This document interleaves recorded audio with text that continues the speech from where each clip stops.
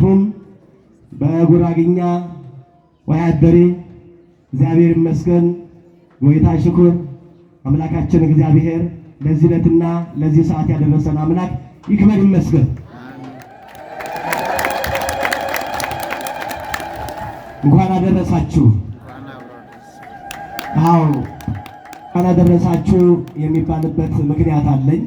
እንኳን አደረሳችሁ ስል እንግዲህ ዛሬ ወራዊ በዓል አቡነ አረጋዊ ሌሎችም ቅዱሳት ሰማዕታት አሉ። ለነገሩ ግን እኔ እንኳን አደረሳችሁ ያልኩበት ሌላ ምስጢር አለው። እንኳን አደረሳችሁ ደግሜ በአማርኛ እንኳን አደረሳችሁ፣ በኦሮምኛ በገሲንገይ፣ በትግርኛ እንኳን አብጻኩም፣ በጉራግኛ እንኳን ሰነኑም። ለዚህ ዕለት ያደረሰን አምላክ ይክበር ይመስገን። አመስግኑት እግዚአብሔር። እንኳን አደረሳችሁ ያልኩበት ዋናው መነሻው ስለ ጾም ነው። እኛ ጾም ሲፈታ ነው እንኳን አደረሰሽ እንኳን አደረሰ የምንባባለው። ወደ ስጋዊ ፈቃድ ወደ ኃጢአት ስንጓዝ፣ ይሄ ደግሞ ወደ እግዚአብሔር የምንመለስበት ከእግዚአብሔር ጋር የምንታረቅበት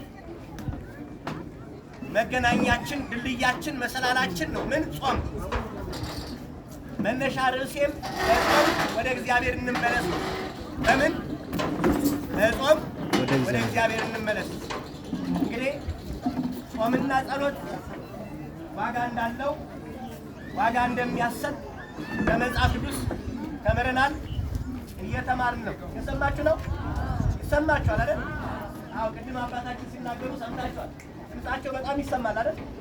የኔስ ይሰማል? አዎ ይሰማል። ምክንያቱም ያው ያለ ድምፅ ማጉሊያ በየገጠሩ በየቦታው በማገልገል ምን አለን ማለት ነው? ልምድ አለን ማለት ነው። እናንተ ልምዱን በፈረንጅኛ ነው እንደምትሉት ጠፍቶባችኋል። ከአማርኛው በፈረንጅኛ ልምድ ምን ይባላል?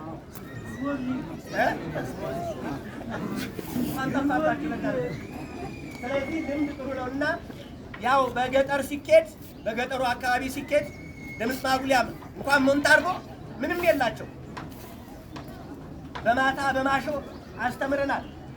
በባትሪ በጨረቃ ወንጌል ሰብከናል። እግዚአብሔር ይመስገን በየገጠሩ ማለት ነው። ከዛ በኋላ ነው አገልጋዮች ወንድሞቻችን ሲጋበዙ መኪና ይገባዋል መብራት አለው መባል ተጀመረ እንጂ እኛ መኪናችን እግራችን መብራታችን አይሙራችን ነው። በዚህ እግዚአብሔር በሰጠን ያው ስናገለግል ቆይተናል። አሁንም መብራቱ ይጥፋ፣ እኛ ግን አንጥፋ። እስኪ የት ድረስ ይሰማችኋል? እጃችሁን አውጡ እስኪ የሚሰማችሁ።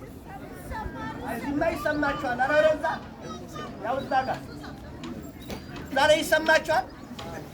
ወረድ ብትሉ ጥሩ ነበር፣ ሰብሰብ ብትሉ መልካም ነበር። በምክንያት ሰው ይሰበሰብ።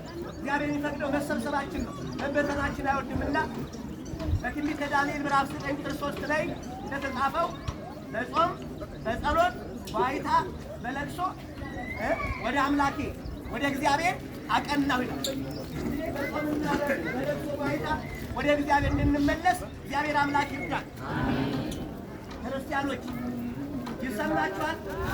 እናንተ ለምትሰሙት ሰሚ ጆሮ አስተዋይ ልቦና ያድላችሁ።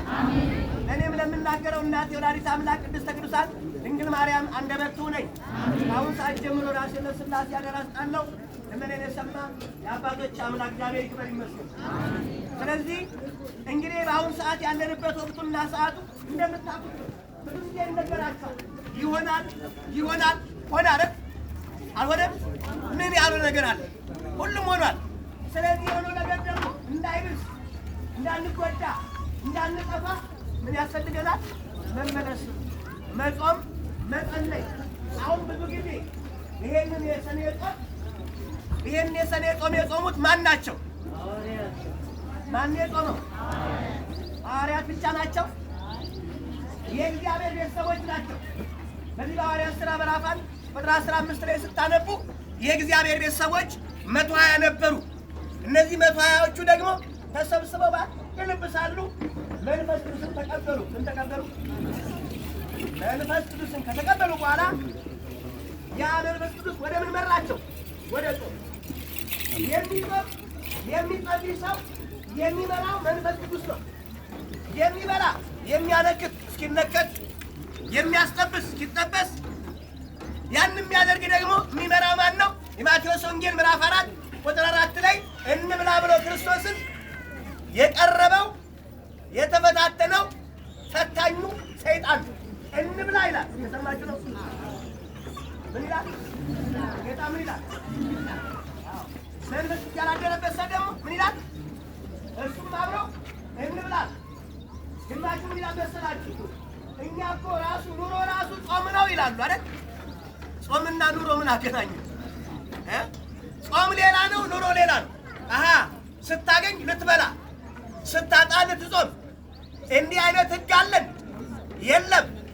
በዚህ በመጽሐፍ አስቴር ምዕራፍ 4 ላይ ስትመለከቱ መርዶክዮስን አሳልፎ ለመስጠት ለማሰቀል ሐማ የተባለ የንጉሥ አማካሪ ባለስልጣን የነበረ ያን አዋጅ አሳውጆ አይሁዳውያን እንዲጠፉ ንብረታቸው እንዲዘረፍ ይህን ካደረገ በኋላ ያ ተሰቃዩ መርዶክዮስ እያለቀሰ ማቅ ለብሶ አመድ ነስንሶ ወደ መጮህ ጀመረ። አስቴር ምን አለችው?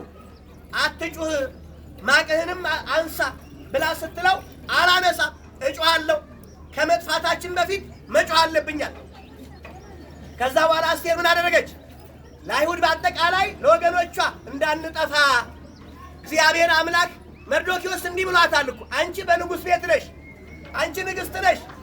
ስለዚህ ይህ አዋጅ የታወጀው አዋጅ አንቺንም ምሕረት ስለማይሰጥሽ አንቺን መጥፋትሽ አይቀርም። ስለዚህ አስይበት ብሏት ነበርና እሷ ደግሞ በሚስጥር ላሉት ሁሉ ለ3 ቀን ያህል እህል እንዳትበሉ ውሃ እንዳትጠጡ ብላ ነገረቻቸው። እሷም በ3 ቀን ውስጥ መጾም መጸለይ ጀመረች። ወደማ ወደ እግዚአብሔር። ወዴት ይጮሃል? ወደ ማን ይጮሃልን? ማን ነው የሚሰማን? ወደ እሱ መጮህ ያለብን በጾምና በጸሎት ነው። ታዲያ ምን አለች አስቴር? እንግዲህ ይህን ጾም አውጃለሁ፣ ከአሁን በኋላ ብጠፋም ቢኖርም ማን ያውቃል አለች። እግዚአብሔር ራሷን ለእግዚአብሔር ሰጠች። እና ታዲያ እግዚአብሔር አምላካችን መጽሐፍ አስቴር ምዕራፍ 8 ላይ ሁሉን አስተካከለላቸው። እግዚአብሔር ፍርዱን ፈራጅ የነበረው ገዳይ የነበረው እንዲሞት ተደረገ። ሐማ ባዘጋጀው መስቀል ራሱ ፈቀደበት። የዚህ ውጤቱ ምንድን ነው? ውጤቱ? ጾምና ኧረ ተው፣ ጾምን አትርሳት። ትረሳላችሁ ብዙ ጊዜ። አሁን ምንድን ነው ስላችሁ ጸሎት፣ ጾሟስ እየበላችሁ ነው? አይ እንጂ ያጠራጥራል።